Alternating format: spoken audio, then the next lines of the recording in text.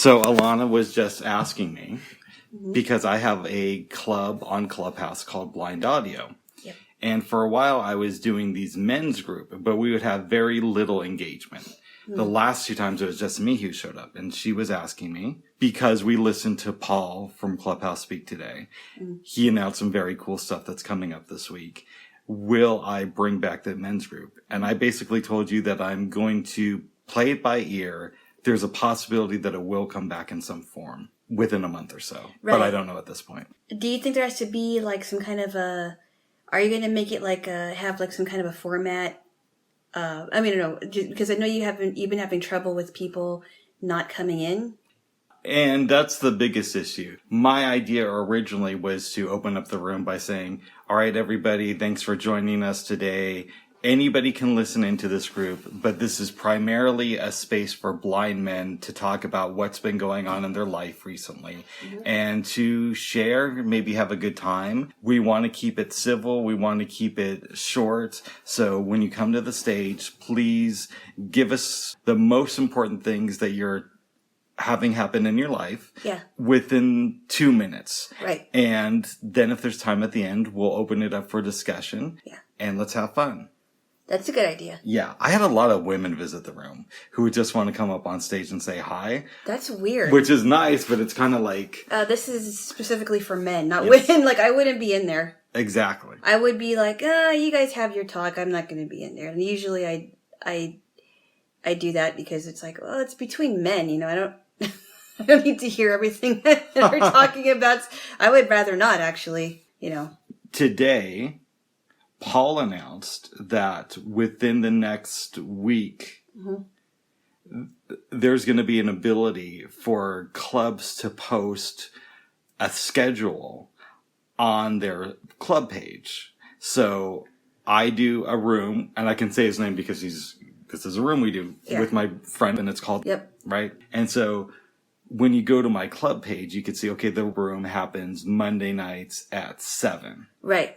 If you go to the page while the room is going on, he says you'll be able to click on that event and just go straight to the room. It's pretty cool. That is really cool. Yeah. It helps a lot, I would imagine. Mm-hmm.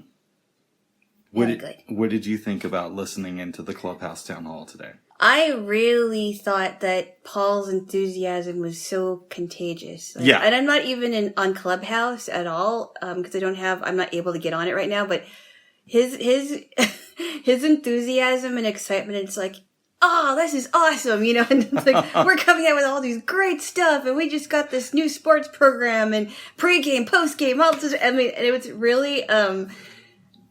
really, contagious. I really have to say, infectious, contagious, it's really cool. I like listening to Paul speak. He just seems so excited and so animated, right? I like that. I like those kinds of people. It gets me in the right mood for my Sunday. Yeah. Yes. We did go on yesterday. Yes, we did. What rooms did we go to again? So we spent most of our time in the cooking room.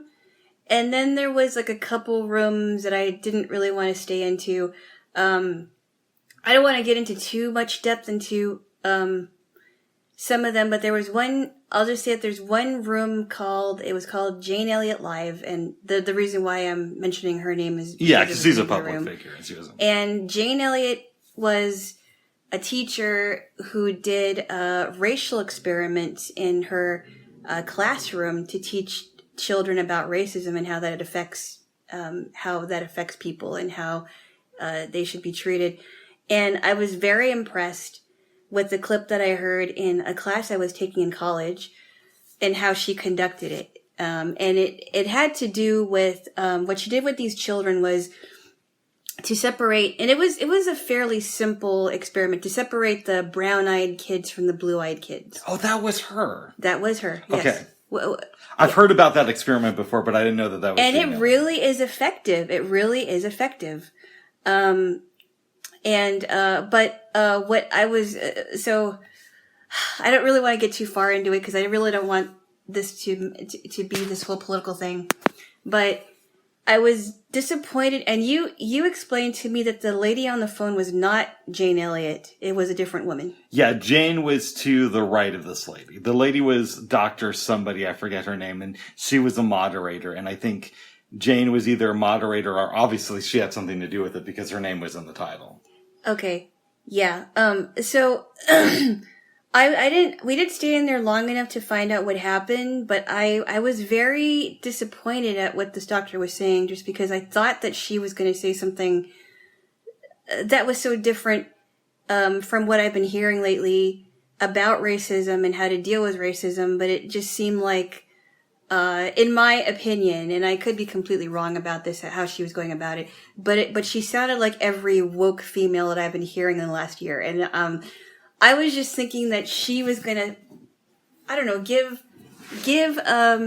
solutions to an ongoing problem that clearly hasn't gone away.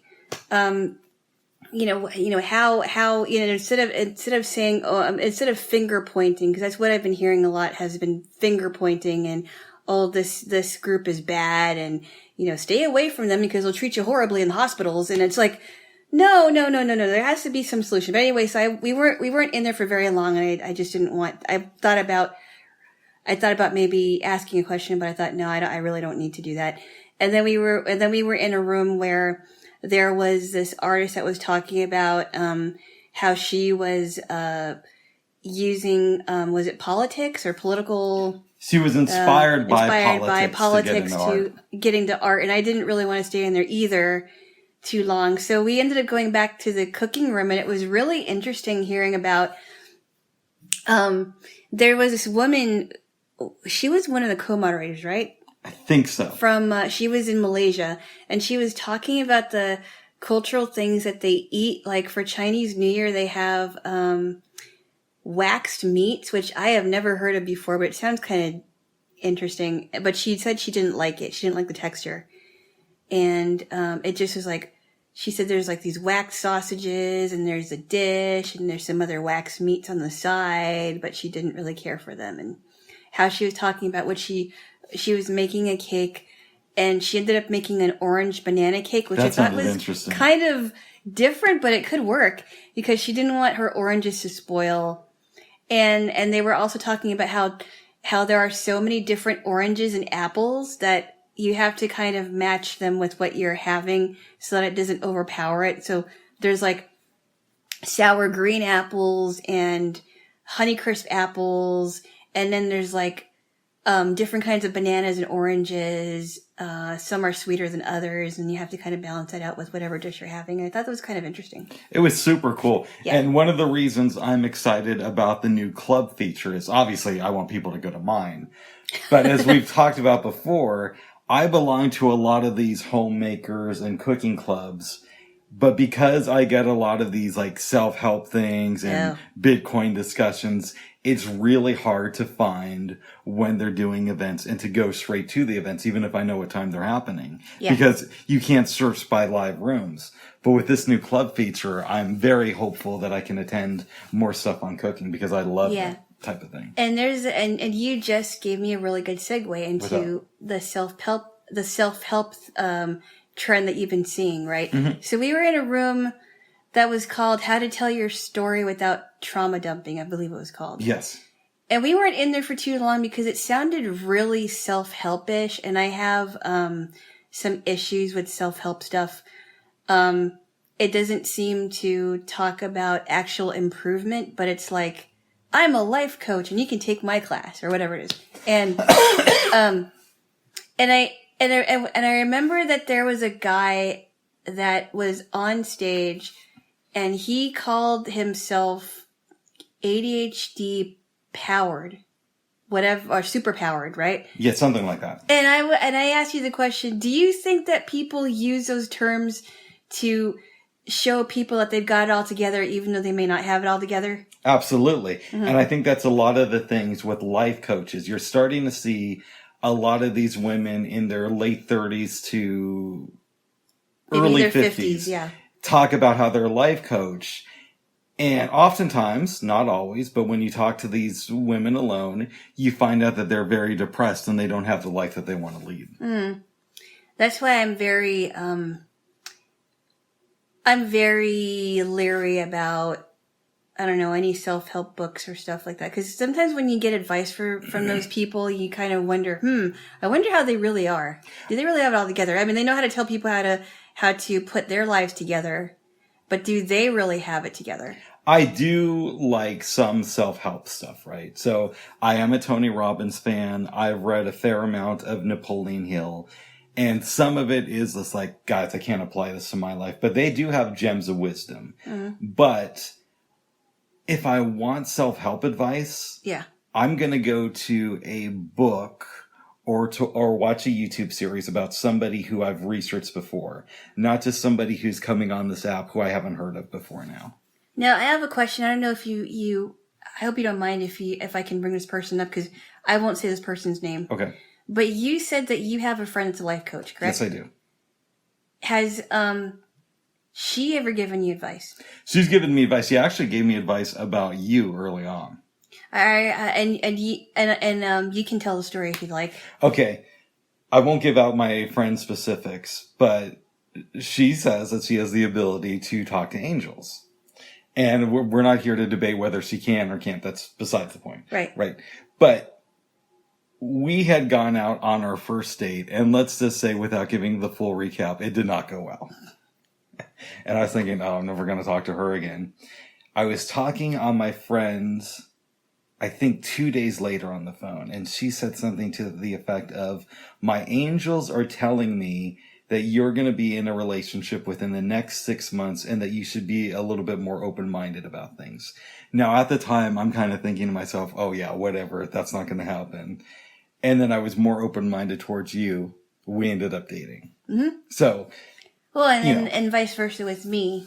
I decided, I gotta try this, because if I don't, I know I'm going to regret it. Yes. Just like I've had opportunities before to date other people in the past, and I never took them up on it because for whatever reason, and fill in the blank. We all make our excuses, right? Mm-hmm. And I figured, you know what? If I don't take this opportunity now, I may never have an opportunity again with you. And I just decided I'm going to give it a try. I'm glad you did, babes. As am I. I mean, we've had our disagreements, of course, but so far it's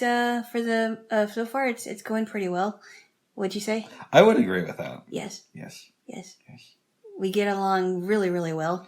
That's right. I would say. Yes. We have found a way to do that. Didn't you write a poem about this? About something like all these things exploded and. I wrote a poem about you that I did at an open mic. I really liked it. Oh, thank you. That was 7 or 8 months before things closed down. No, that was when we went to that one summer party. That was that party was technically held in late September. That was September of 2019. 2019. So it was about 7 months around before that time. we Yes. shut down. Okay, you're correct then. Yes. Okay. Yes. But yeah, overall, we try to make it work as best we can. And we just try to remember that I'm correct, but, I got to from my perspective, I got to give you your space to be wrong. I just want to say, folks, that he thinks he's correct, but really I'm the one who's correct. He just doesn't want to admit it. Oh, what ifs.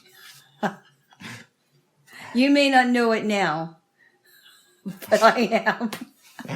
I just sit there and listen to what you say, and then I'm like, all right, dear, I love you. Oh. No. We kid.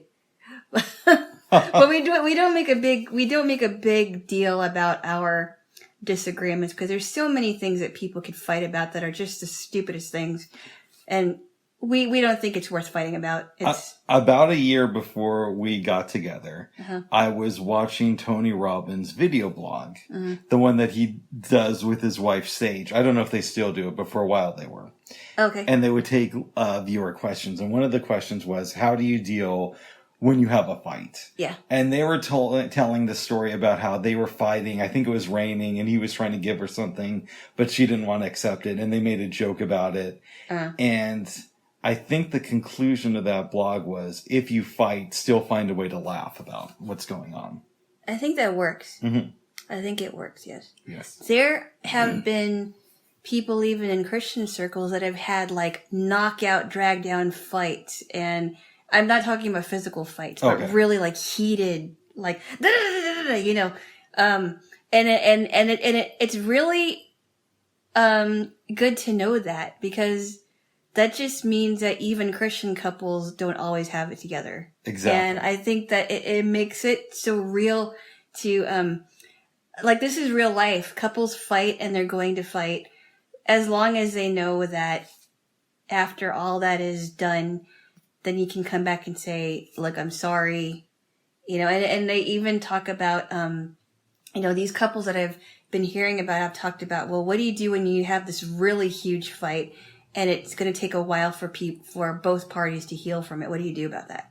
And I think it's really encouraging to hear that, that even the best of couples are going to have major fights like that. How do you deal with it in the end? And I don't think anybody completely ever has it totally together. No. You know, I think we all have our issues to work out, no matter what they are. And it's just a matter of saying, okay, you got your shit, I got my shit, but let's see if we can live with our problems and move forward. Right. Yes. Minus the profanity. What? Oh, babes, that's how regular adults talk. Oh, jeez. You know. We'll talk about that later on, Bubs. Oh my goodness. There's some things you got to learn. I think that in some ways you're a little bit too old fashioned. Well, don't you think that in some ways it's good that there are people that are old fashioned? To some extent, right? But I don't see a curse word as the end of the world. Now if you use it all the time, it's a bad. But if you just pepper your language with it once in a while, it's not the end of the world. We will talk about that later. Oh. I think there's some things that you don't quite understand yet. I feel the same way about you, babes. But moving on for now. Moving on. I showed you a classic episode from the original series of Star Trek called A Piece of the Action. Oh, that was really fun. I really enjoyed that one. Would you like to give the recap, or since I've seen the episode like 20 times? Why don't you give the recap, because there's some things that I wasn't too clear on, but I really enjoyed it. Okay. The Starship Enterprise is going to this planet with this race of people called the Venetians. Now, the Federation has only been in contact with the Venetians once before, and that was around 100 years ago when this ship called the Verizon went there. In the Federation, there's a rule called the Prime Directive, which basically means you're not allowed to interfere with the planet's culture unless they've achieved the ability to go to warp speed, because by then it shows that they have some understanding of how to operate, right? And this planet definitely wasn't at that level, but the Verizon came here before that period of time. Mm-hmm. So Captain wants to see what's up. They get contacted by this guy called Oxmex, who calls himself the head boss. I think I'll have a bowl of ox mix later on. Yes. Just kidding. Yes. Yes, ox mix is the boss. He grabs Spock and McCoy. They beam down to the planet and quickly discover that it's now this gangster society. Yeah. Oxmix has his men take the guys to his office, where they discover a book that the Verizon left behind 100 years ago about Chicago gangster style in the 1930s. Mm-hmm. It was published in 1992. Wow, which is kind of funny, actually. I first saw this episode in 91, and I thought to myself, oh, wow, this book's going to get ready to be published. No, but I did wonder to myself, because Simon & Schuster Books used to publish a new Star Trek novel each month. Wow, really? Yes. I don't know if they still do that, but they still publish them fairly regularly. Including the Klingon Dictionary? Yes. Wow, that's so funny. And I thought to myself, I wonder if they're actually going to make a version of this book in honor of the episode. But that's besides the point. That would be funny if they did, though. Yes. Oxmex tells the captain and his crew, you got a lot of power, and we want some of that. So why don't you give me all your weapons, and then I'm going to take over this planet, because I got a lot of other mafia bosses that I got to deal with. Mm-hmm. Captain isn't cool like that. With that, Oxmix says, okay, we're going to hold you hostage. Taken down, waiting, watching the gangsters play cards. And Kirk decides that they got to get out of the situation. He starts a game of Fizbin, which comes up again in DS9. Distracts the mobsters, starts beating them up, leave. The Doctor and Spock beam back up to the ship temporarily. And the captain goes on this adventure, gets kidnapped by this guy named Krakow, eventually gets out. Spock and McCoy beam back down to the planet. There's a lot of stuff that goes on, including a portion of the episode where Spock and the captain steal these gangster clothes and the car, go back to Krakow's area, right? And there's this little kid who they get to help them break into Krakow's area. Yeah. They eventually go back to Oxmix, get the other mob bosses transported to his headquarters, basically. Kirk does a display of power and says, okay, here's what we want. We want 40% of what y'all bring in each year. Krakow's going to be the second in command. Oxmix is going to be controlling the operation. And we're going to send a starship back every year to get our cut. Go back to the ship. Spock wants to know what they're going to do with the cut and how it's going to be explained to Starfleet. Kirk explains this money will go into a fund that'll help the Venetians eventually become more civilized. Dr. McCoy explains that he left his medical tricorder back in Oxmix's office. There's a huge thing where they get upset with him, and it ends with the captain saying, this means that in a year or two, they may want a piece of our action. And the episode ends. I forgot the communicator. Yes. It was either communicator or a medical tricorder. I think it was a medical tricorder. Really? Was it? I'm pretty sure that's what it was. I thought it was communicator. It might have been a communicator. It was one of those two. That was really funny. Yes. Yeah. I really enjoyed that episode. I usually don't like humor in Star Trek, but that's a fun episode to watch. Yeah. Especially when they were explaining what Fizbin was. And it's like, well, you have to have these cards. Except on Tuesday. Well, you're saying that we have to turn this card up except on Tuesday. Yes. I was like, oh, Tuesday? Yeah. And at night, except at night where you get a queen and another jack. Or whatever it was. Like, wow, you got 2 jacks. Very good. I know you've only seen a few episodes. Yes. But what are you starting to think about the original series? I really like it. I really like it a lot. I mean, The City on the Edge of Forever, I can understand why you would say it's a classic. And I also liked, The City on the Edge of Forever was the one from the original series, right? Yes, with Joan Collins. Okay, that one was really good. And I like this one too. The mirror one, that was a little confusing because I didn't see, I think it's because I didn't understand did you show me the one from Deep Space Nine? What had happened was we accidentally watched a mirror episode from DS9 that I had not seen. Okay. And I love DS9. I don't like the way they handled the mirror universe though. Oh, that's right. We did. We saw that one. Yes. And Kira was different in that one. Yes. Yeah. And so was Ezri. That was weird. I didn't really like that one either. And then I was a little bit confused because of the mirror episode in the original series too. Yes. Because I wasn't sure how that played out in that. Yeah. And you didn't really know the characters. I did not. I blame myself. That was a bad introduction to the show. That's okay. It's fine. But you're starting to enjoy it. I am. Maybe we should do some character analysis in this episode. Oh. I don't know. Okay. Okay. What does the Verizon crew teach us about interfering with people's lives? Oh. Is it Verizon or Venetians? It's a Verizon crew that went to the planet 100 years ago and brought the book on Chicago gangsters.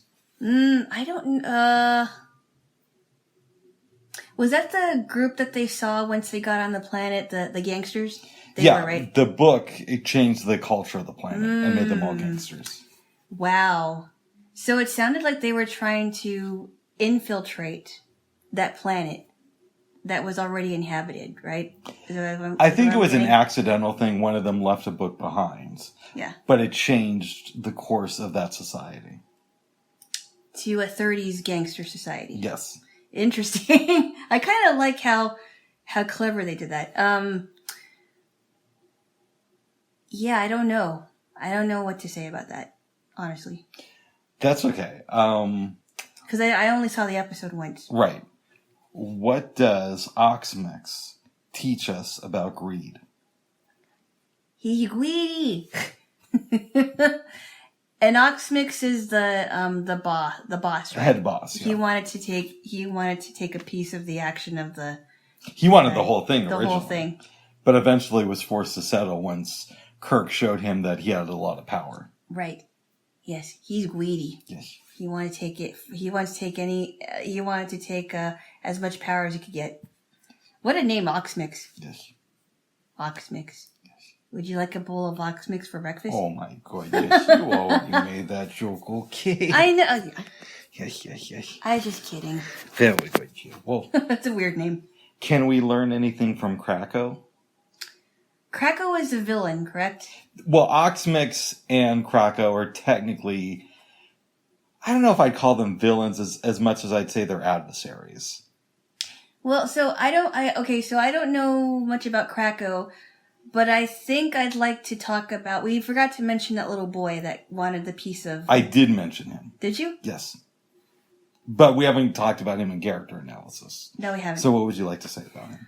Well, I mean, in relation to Krakow, because he knew what was going on, he wanted a piece of the action as to what the Star Trek crew was doing, and I just thought it was so funny when he created a distraction and said, "I want my daddy. They tried to hurt me," and you know Captain Kirk used that as a good segue into knocking out the gangsters. That was really, really great how he handled that. Yes. And how the little boy was like, "You'll know what to do." I said, "Smart kid, very smart." So in the late 80s, early 90s, there was a Star Trek The Next Generation comic book. Yeah. Okay. And it's not considered canon, which basically means they're one-off stories, and anything that's mentioned in the comic books don't necessarily apply to Star Trek. Like, it's kind of like a fun adventure. And the way somebody explained it to me is you could look at the Star Trek comic books or even the books like, these are legends about the crew that may or may not be true, right? But having said that, I believe there was a comic where the crew of the Next Generation runs into the Venetians, and they are now space travelers, but they have 23rd century technology that is like 100 years behind what the TNG cast has. Oh, wow. Because of the device that McCoy left behind. Oh, interesting. But again, these are considered legend, not part of the overall universe. So I want to know from your perspective, what do you think happened to that device? Maybe it's lost. I don't know. Well, you could say that. Another interpretation would be that the captain is kind of like joking around with the doctor when he finds this out. And you think that this would be something that would be serious. Right. Which is kind of a reason I don't like that ending. Oh. It seems out of place for the characters, right? Okay. However, a counter argument could be made that perhaps the captain found the device and put it in his pocket because he saw that it was out in the open. Right. And it's no big deal because he actually got the device and just wanted the doctor to think about it for a few hours before telling him the truth. Interesting. What's See, you know more about this than I do, so I can't really comment. I'm sorry. I'm kind of out of comment here because you understand the original series a lot more than I have because I haven't watched a lot of episodes. Right, but you know the overall feeling of Star Trek, even if not these characters. A little bit, yeah. Yeah. And it just seems so out of place for Captain Kirk to make a joke about something like that. Unless he has Yes. a piece of equipment. Right. Well, I suppose. Yes. Is there anything else you want to say about this episode or questions you may have for me? So I know Fizbin was mentioned in DS9. Is it ever mentioned again, like, in the rest of the original series? The actual rules of Fizbin? No. To the best of my knowledge, it's a game that Captain Kirk made up. Okay.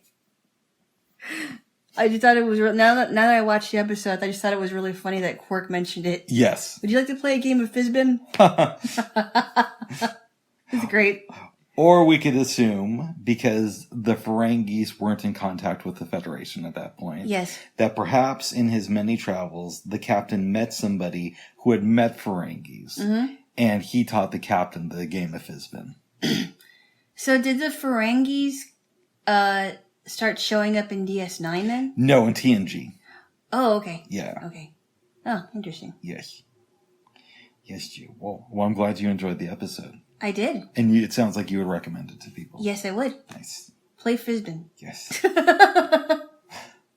Babes. Yes. We then watched Ken Burns' The Civil War Episode 2.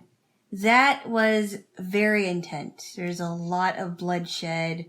They also mentioned about the Confederacy Army, which I thought was kind of interesting, actually. But there were so many dead. And they talked about Shiloh. I think they named it after that Methodist church or something called Shiloh. You may be correct. Because Shiloh does mean place of peace. And I thought it was interesting that they would have a war at a place called Shiloh.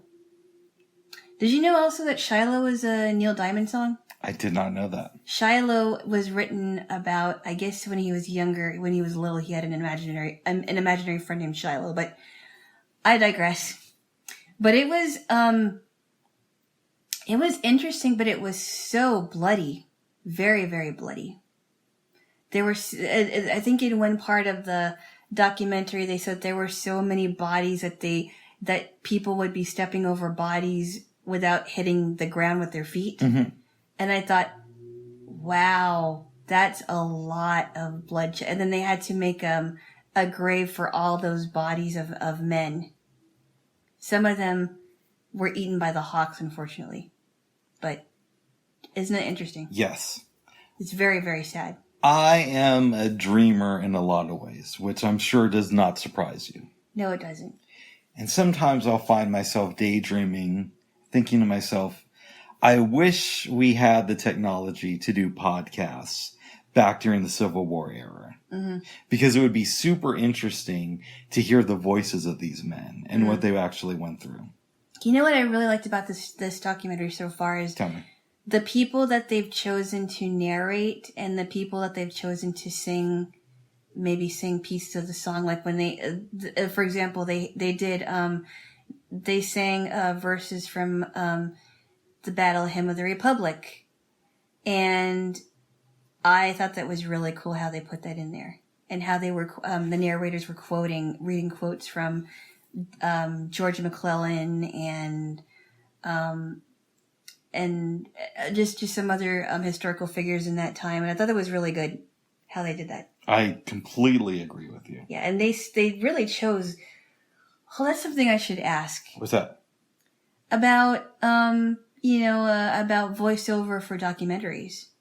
That's actually a really good question for next week. One of the questions I think I'll ask is about voiceover for documentaries, and also what one can do to look into voiceover acting. Yeah. It's fascinating to me. It is. Mm-hmm.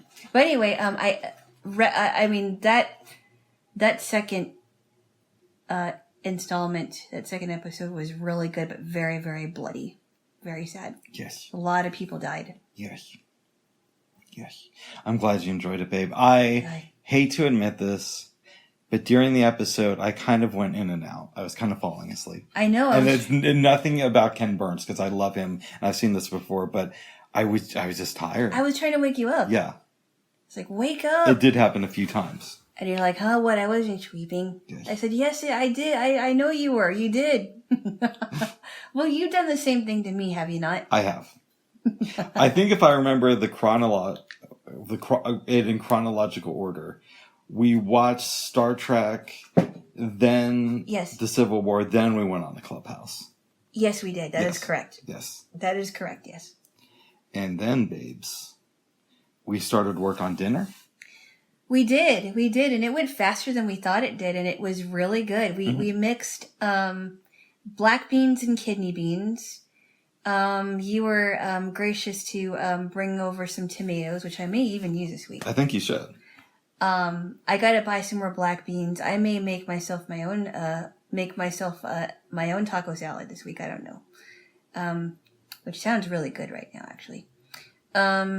But I like that you, so I asked you about the draining of the beans, right? And I said, when do you do that? And you said that you do that when you want to cook beans really fast. Yeah, and I usually, to be clear, I usually just drain them all the time.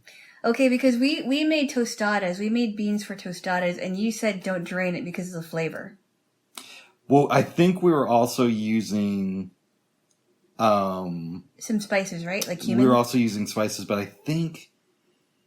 Did we use... oh, God, what's the... of course, it's not coming to my name right now. The, not roasted, the, What? I know I sound like an idiot right now. It's the type of beans, the one that comes in the big, can. The refried beans, yeah. We were using... Well, we used that before, but then, when we made tostadas recently, we used black beans. Okay. Do they sell smaller cans of refried beans? They do. Okay.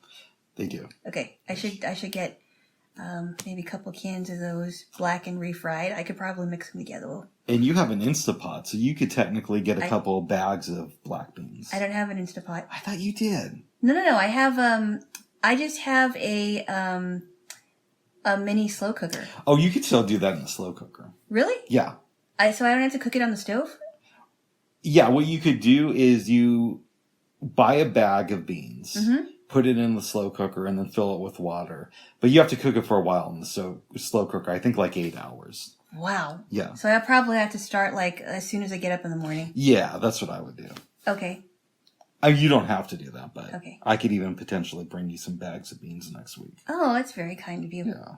Okay. Yeah. Yeah. And you'd want a couple of those gallon bags to put them in because you will have some leftovers. Oh, right. Yes. Good. But overall, it came out pretty good. It was delicious. And then we had the leftover ice cream that I bought. Some good old-fashioned Neapolitan ice cream. It's really good. Yes. And I think we finished dinner like by about 5 something. It was super early. We started at with the movies at around 5:30. Yeah, well, we did have ice cream later, but we started the movies around 5:30 because we were just about finished with dinner. I was a little upset because the plan was to watch The Meaning of Life, and I checked on Netflix this week, and using voiceover, I saw The Meaning of Life. Yeah. Well, it turns out I'm dyslexic. I hear things wrong. It's The Meaning of Live. Oh, jeez. But The Meaning of Life is on there? No. Okay. And it's a multi-Python documentary, so it's under multi-Python. So it's multi-Python, The Meaning of Live, which is nice and confusing. The Meaning of Live? Okay. Yes, instead of The Meaning of Life. So that was the documentary called that, okay. Which we did not watch. No, but then we decided, okay, it's going to take a long time to download. Why don't we do that another time? And I agreed, but what we picked was really good, actually. Tell me. We saw, and now for something completely different. And the second thing we saw was Live at the Hollywood Bowl. Is that what it's called? Yes. Monty Python Live at the Hollywood Bowl. It's interesting because these are both best of movies. Yes. Which I'm not sure how I feel, but they made me laugh though. I enjoyed them. Because I'm not too familiar with a lot of Monty Python stuff.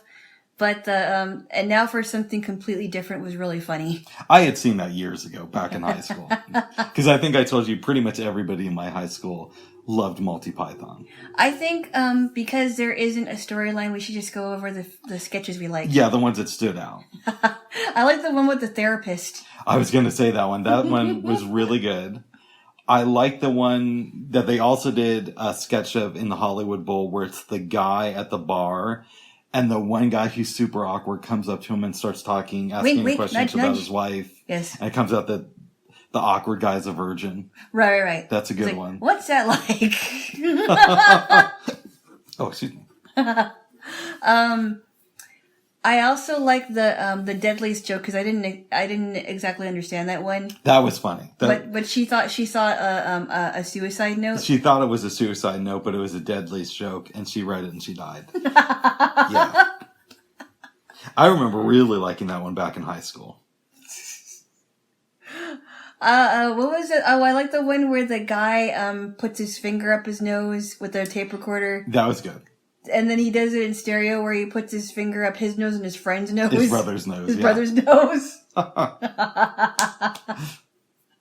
How small were the tape recorders? Must have been pretty small to fit up there. You don't see them in the actual sketch. Okay. Yeah.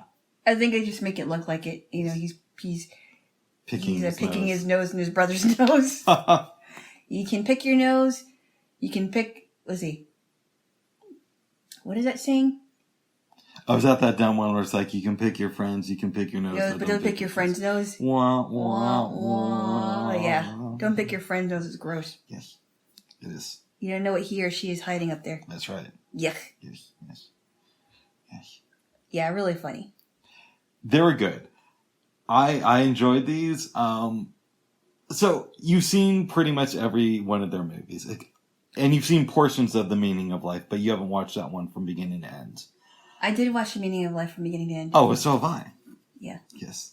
No, I have. You said you thought you watched parts of it. I thought I watched parts of it, and it turned out, I think I've seen all of it now that you gotta remember, I watched so much Monty Python. I've only watched The Meaning of Life and, Life of Brian with you. Yeah. But I mean, over the years, just being at friends' houses who had it on or were playing some of their albums. Right. Or, you know, my sister watched their stuff occasionally. Mm-hmm. She wasn't a huge fan. I don't want to imply that, but she would watch their stuff once in a while.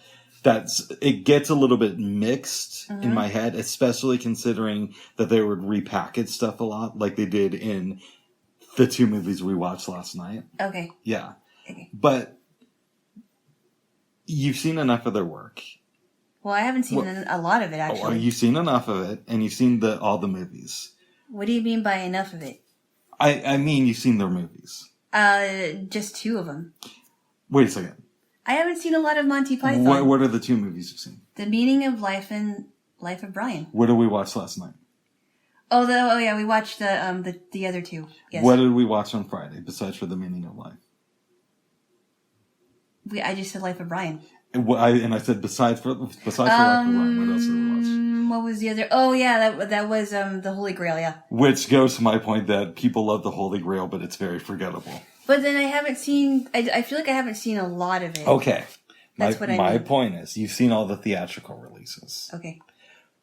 Now that you have, would you agree with me that The Life of Brian is their best movie? I guess. I'm not going to say it is or isn't. Okay, out of the movies that you've seen of theirs, which is every single one, which one did you enjoy? One? Yes, you have. You've seen all their movies besides for the documentaries. Which one did you enjoy the most? You're being kind of dense today, babes, on this topic. Oh! Bubs, come on. What? Which movie did you like the most out of all the ones that you've seen? Which were all the ones they released besides for the docs? Okay, so Life of Brian was definitely funnier. For sure. Yes. Yeah. It's their best movie. Okay. It's like, okay, moving on. Yes. Yes. I don't know why you're so reluctant to talk about this. No. I'm just,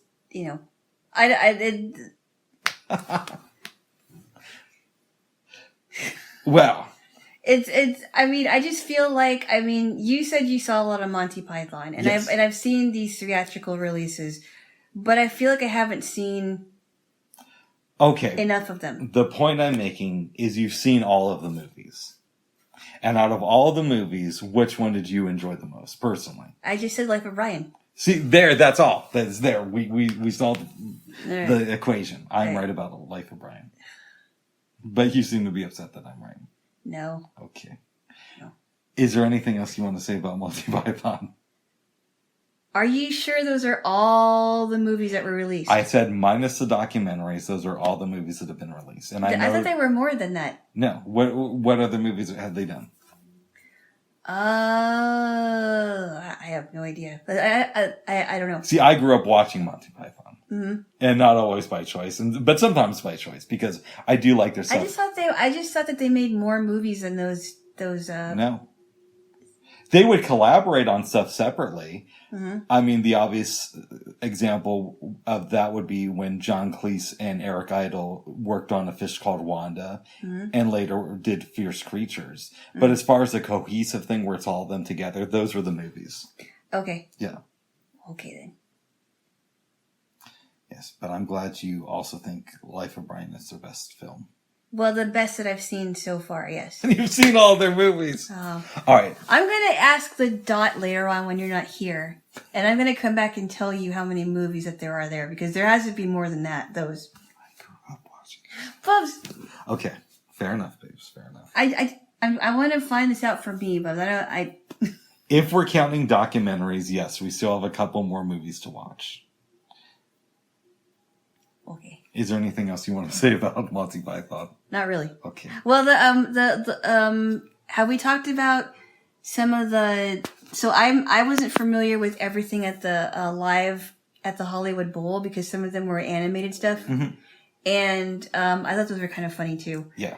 I think one of the skits that I liked was where this guy was painting. One of the guys was painting 28 disciples for that was good, and John Cleese plays the Pope. Right. Yes. Right. It's like, I do not like that. There's not supposed to be 3 Christs in this thing. I do not like that. There's supposed to be 12 disciples and 1 Christ. Yes. And it was and the guy was like, yeah, come on, this is really good. And then the one where John Cleese carries, was it Eric Idle? I think it was. I don't know that well, maybe it was him. It was somebody from Monty Python. And he carried him, and they were walking in the audience, right? Yes. And he kept talking, and was he the one saying, "Shut up, shut up"? That was somebody else, but it was good. It was really, yeah, that was funny. Yeah, like shut up. Yes, yes. Has this experience given you more respect for Monty Python? Yes. I think that they're together. They're really funny together. Yes. Yes. Yes. I mean, John Cleese is still my favorite. I think he's great. I think he's great out of all of them, to tell you the truth. I don't know too much about... I mean, Eric Idle's really funny. I don't know a lot about the, Terry Gilliam and Terry Jones. Well, Terry Gilliam went on to be a director. Did he really? Yes, he's done... I thought we talked about this the other day. He directed the movie 12 Monkeys. Oh, really? I didn't know that. What was that book he tried to make into a movie for a long time? It was, it was Don Quixote he tried to make a film version of. He directed, he's directed a lot of stuff. Mm. He's directed many, many movies. But, he's a pretty well-known director. He directed Time Bandits, which I think John Cleese was also in, if I'm remembering right.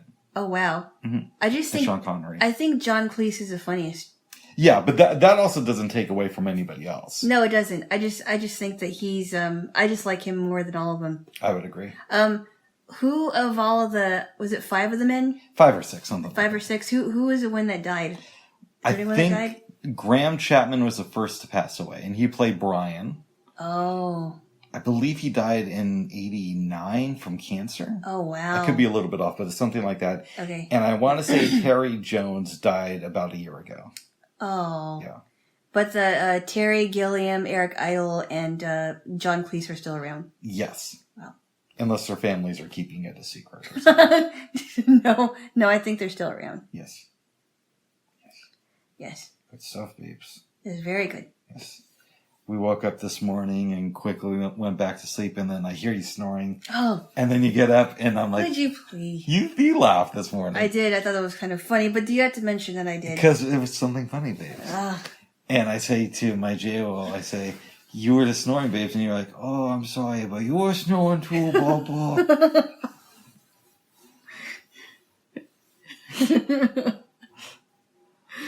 I did laugh at that, actually. That was kind of good. Yes. We gotta have fun sometimes. Yes, Bobo. Yes. We slept for a while, though. I know. I thought I was asleep for 2 hours. I mean, because I woke up around, I don't know, like 5 something. Oh, wow. You woke up way before I did, and then I was coughing, and yeah, and then I went back to sleep. I'm not sure what time I went back to sleep, and I woke up and it was like after 9. You went back to sleep after 7 because that's around the time I woke up. And then you're just ready to go back to bed. Yeah. Okay. Well, okay. So besides for coughing, did you get out of bed when you woke up this morning or no? Not counting the time that I was in the bathroom and using the bathroom, no. Oh. No, I didn't. Oh. I did not. Well, good. Good. Good. Good. Yes. No, I did not. Oh. Yes. And you did not have any dreams last night. You told me that this morning. I don't believe I have, and if I did, I don't remember. Oh. I guess it wasn't that important. I guess not, babes. No. Is there anything else you want to talk about? No, we just had an overall really good day yesterday, and it is not as, it won't be as warm outside as it has been for the last few days, last week or so, but we need the rain, so yes, we are going to get that. It's a good thing. It is a good thing. It keeps everything green. That's right. I'm looking forward to our virtual date this week. Oh, that is going to be interesting. Yes. And I hope it works with the what is it, the cord that you're getting? Yeah, I'm getting a camera adapter for my iPad because basically that's how it works into the P4. Hooks up to it. Like you can hook it up through the TRRS cable, but that means you can't use that you can't use a phone at the same time. Yeah. It's complicated stuff, but you know. It sounds complicated, I think. Yes. Yes, it does. All right, babes, maybe we should kiss. This is going to be a shorter one, but yes. I think it's going to be a good one. All right, babes, unless you have anything else you want to talk about. No, have a wonderful, well, we're recording this on Sunday, so, but you'll get it, you'll hear it later on. Have a great day. Have a great day, everybody. Yes. Bye-bye. Bye-bye. Bye.